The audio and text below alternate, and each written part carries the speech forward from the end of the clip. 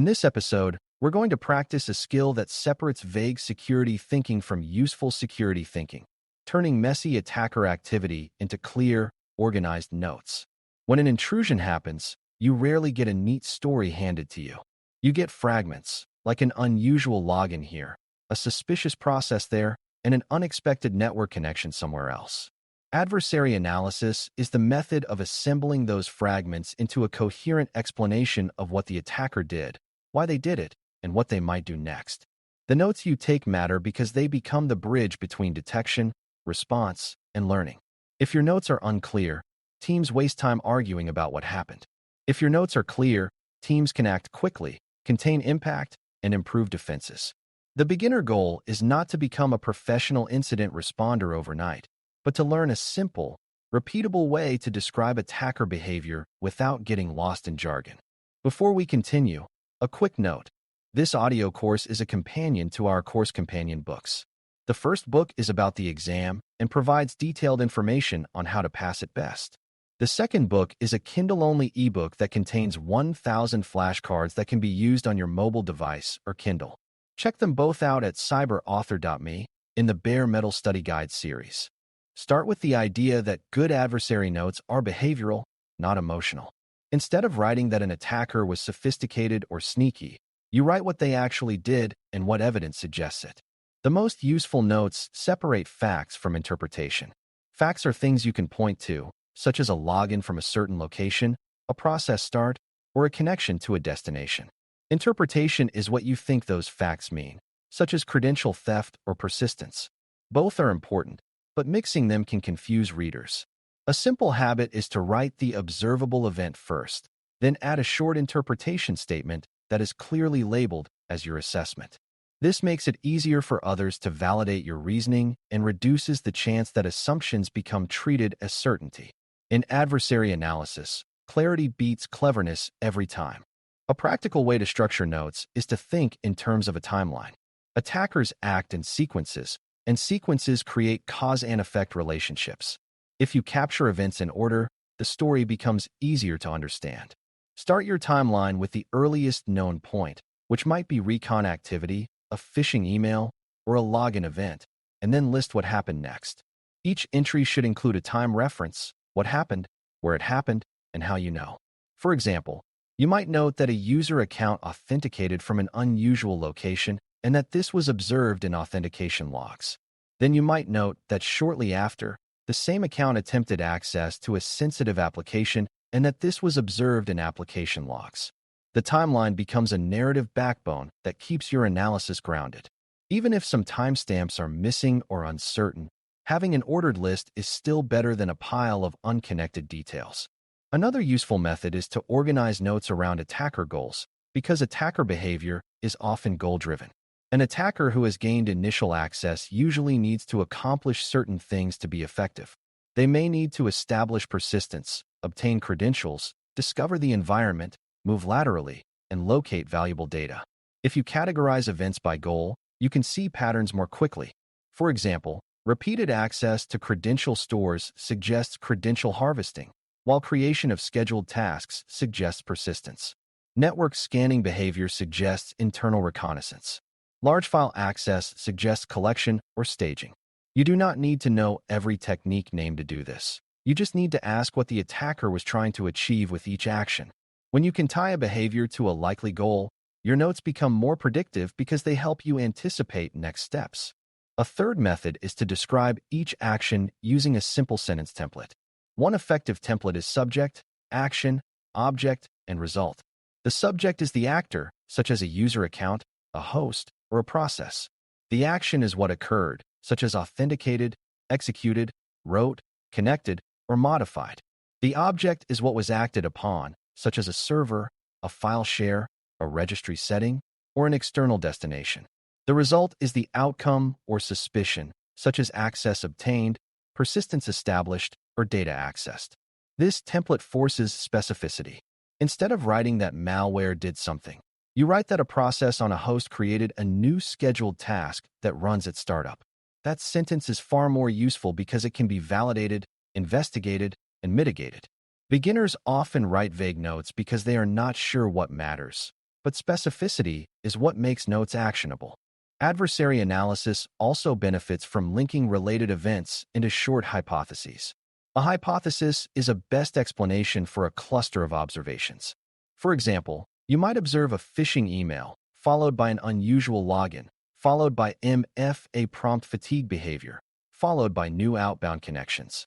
A reasonable hypothesis is that credentials were phished, MFA was bypassed through user approval, and a foothold established C2. The hypothesis should be testable, meaning you can look for more evidence to confirm or disprove it. Testability matters because early analysis often includes uncertainty. You want notes that guide what to check next rather than notes that claim certainty without support. A well-written hypothesis is a compass, not a verdict. It points you toward next evidence collection steps and containment priorities. One important part of good notes is capturing scope. Scope is the set of systems, accounts, and data that might be affected.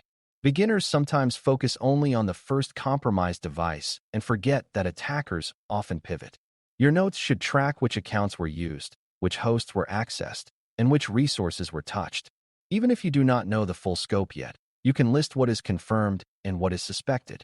For example, you might state that a specific user account authenticated to a specific service and that the same account attempted access to another system. You might note which devices show signs of persistence changes and which do not. Scope notes help teams prioritize response actions like disabling accounts, isolating hosts, and reviewing data access. Without scope, response becomes guesswork, and missed scope is how intrusions linger. It is also valuable to capture how the attacker's behavior aligns with normal versus abnormal patterns. Attackers often try to blend in by using normal tools and valid credentials. That means that a single action, like a login, may not look suspicious by itself. What makes it suspicious is context and sequence. Your notes should capture those contextual mismatches, such as a user accessing a system they never use, an administrative action performed at an unusual time, or a workstation initiating connections normally seen only from servers. Writing this context helps others understand why you flagged the event. It also makes your notes more educational for future prevention because it highlights what normal should have been. Over time, these observations can feed into better detection rules and access policies. As you take notes, you should also capture the defensive clues and control failures that made the attacker's actions possible. For example, if a successful login occurred without MFA, note that MFA was not enforced for that access path. If a vulnerable web service was exploited, note that the service was exposed and unpatched. If a misconfiguration allowed public access, note the policy setting that caused exposure. This is not about blame, it is about learning.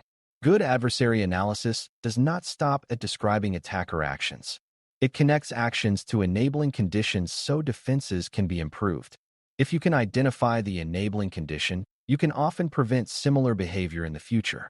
Beginners should practice writing at least one sentence about why a step worked, not just what happened. There is also a communication aspect to note-taking, because your notes must be readable by people who are not watching the event unfold. That means avoiding overly dense jargon and being consistent with terminology. Use the same names for the same systems and accounts throughout your notes. If you are not sure about something, say so clearly and label it as suspected rather than confirmed. Include enough detail that someone can follow your reasoning without needing your personal memory. This is especially important because incident response often involves handoffs across teams and time zones. Clear notes reduce friction and prevent repeated work. For beginners, remember that your notes are not just for you. They are a shared artifact that enables coordinated action. A common misconception is that adversary analysis is only about mapping attackers to named groups. While attribution can matter in some contexts, it is usually not the first priority during early analysis. Early priority is understanding what happened, what is affected, and what to do next. Another misconception is that you need a perfect dataset to start analysis. In reality, you start with what you have and update as you learn more.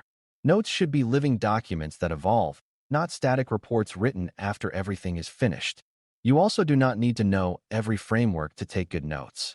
Frameworks can help organize thinking, but the core skill is disciplined observation and clear writing. If your notes enable action and learning, they are doing their job. To make this skill stick, Practice a simple rhythm whenever you describe an intrusion. First, list observable events in time order. Second, group events by likely attacker goals such as initial access, persistence, credential access, discovery, lateral movement, and data access. Third, write one or two hypotheses that explain clusters of events and that suggest what to check next. Fourth, capture scope and confidence, clearly separating confirmed from suspected. Fifth, note enabling conditions and potential improvements. This rhythm turns chaos into structure. It also creates a consistent style that others can follow, which is important in team environments. Over time, repeating this rhythm makes your analysis faster and more reliable. In conclusion, adversary analysis methods help you turn attacker behavior into clear notes by organizing evidence, building timelines, and connecting actions to goals and enabling conditions. Good notes separate facts from interpretation, use specific language that can be validated, and track scope across accounts, hosts, and data.